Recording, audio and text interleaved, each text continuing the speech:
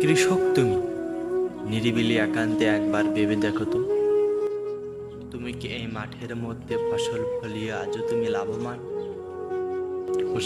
কালো তুমি লাভবান না। বাংলাদেশে যে পরিমাণ কৃষি পণ্যের দাম, সেইগুলো একবার হিসাব করে দেখো। তুমি কি জমিতে ফসল ফলিয়ে কিঞ্চিত পরিমাণ লাভ বের করতে পারো কি?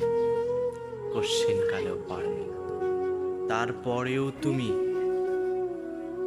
নিজের কথা না ভেবে জমির মধ্যে নিজের দেহকে মিশে ফসল ফলাও, তারপরে তোমার কিঞ্চিত পরিমাণ মূল্য দেয় নাই বাঙাল জাতি।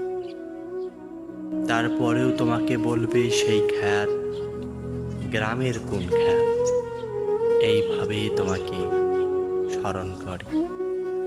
কৃষকেরা তোমরা সবাই খ্যাত। আর কৃষকেরা যদি ফসল মাঠে না ফলাতো, তোমার মতো ওই কোট পরা বাবু হোটেলে রেস্টুরেন্টে বসে দুমুঠো খাবার খেতে পারতো না। কৃষকের অবদান তোমরা কালেও ভুলতে পারবে না। কৃষক যে কতটা একটা দেশের মূল্যবান সম্পদ, তা তোমরা বুঝবে না।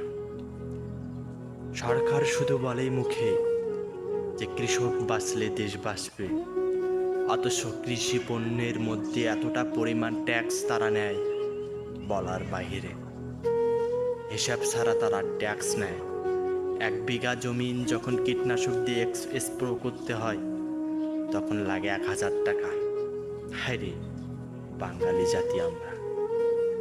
যে কৃষি দেশের মানুষের খাদ্যের যোগান দেয়, সেই কৃষিতে তোমরা এত পরিমাণ ট্যাক্স আদায় করো বলার বাহিরে। অথচ দেশের টাকা হাজার হাজার কোটি টাকা দেশে থেকে পাচার হচ্ছে, সেখানে কোনো পদক্ষেপ নিচ্ছ না। শুধু সাধারণ মানুষের ভোগান্তি, সাধারণ মানুষের জীবনযাপনের একটা আঘাত তোমরা ভালোই হানতে পারো। আসলে